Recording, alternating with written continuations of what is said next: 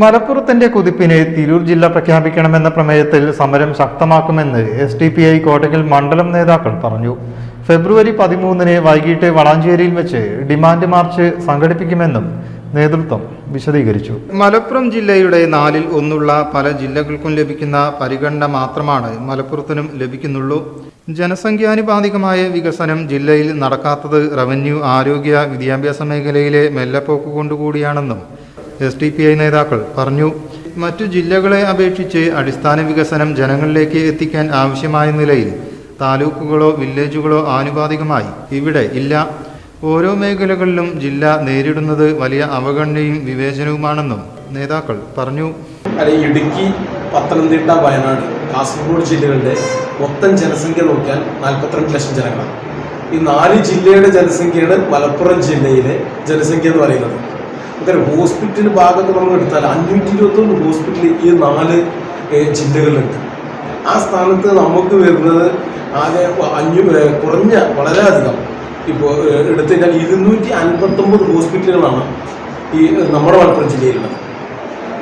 ഇതേ 4 സംസ്ഥാനങ്ങൾ എടുത്തു നോക്കിയാൽ 48 കോളേജുകൾ ഇന്ന് മറ്റു 4 ജില്ലക്കും കൂടെ ഉണ്ടെങ്കിൽ 502 ഹയർ സെക്കൻഡറി സ്കൂളുകൾ. പക്ഷെ മലപ്പുറം ജില്ലയ്ക്ക് 16 കോളേജും 173 ഹയർ സെക്കൻഡറി സ്കൂളുകളാണ്.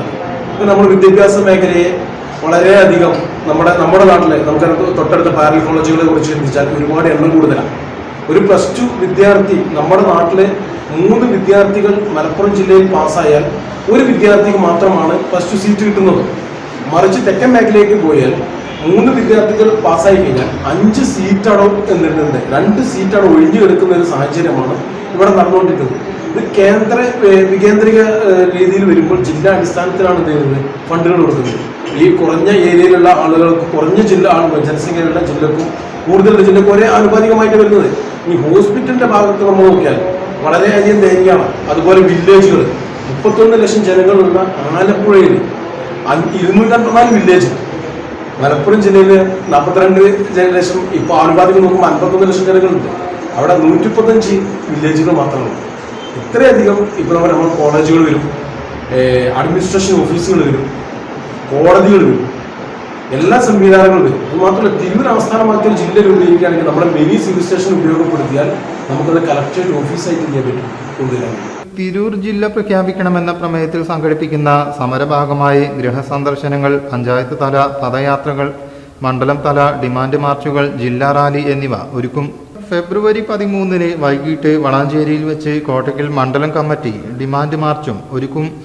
ജില്ലയുടെ വികസന കുതിപ്പിൻ്റെ മലപ്പുറം ജില്ലാ SDPIയുടെ കമ്മിറ്റി ശക്തമായ സമരത്തിൻ്റെ ഒരുങ്ങുകയാണ്. അതിൻ്റെ ഭാഗമായിക്കൊണ്ട് കോട്ടക്കൽ നിയോജകമണ്ഡലം കമ്മിറ്റി ഈ വരുന്ന ഫെബ്രുവരി 13 മണ്ഡലത്തിൽ ഡിമാൻഡ് മാർച്ച് ഞങ്ങൾ പ്രഖ്യാപിച്ചിരിക്കുകയാണ്. ആ ഡിമാൻഡ് മാർച്ചിൻ്റെ പ്രചാരണാർത്ഥം മണ്ഡലത്തിലെ 2 മുനിസിപ്പാലിറ്റികളിലും 5 പഞ്ചായത്തുകളിലുമായിട്ടുണ്ട്. ആ ഡിമാൻഡ് മാർച്ചിൻ്റെ പ്രചാരണാർത്ഥം പഞ്ചായത്ത് തലങ്ങളിൽ വാഹന പ്രചാരണ ജാഥ ഫെബ്രുവരി 4 നാളെ മുതൽ 8 നീണ്ടിരിക്കുന്ന ഒരു പ്രചാരണ ജാഥയ്ക്ക് തുടക്കം കുറിച്ചു.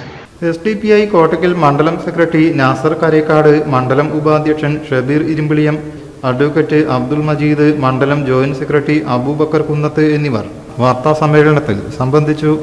News bureau, Valanchery.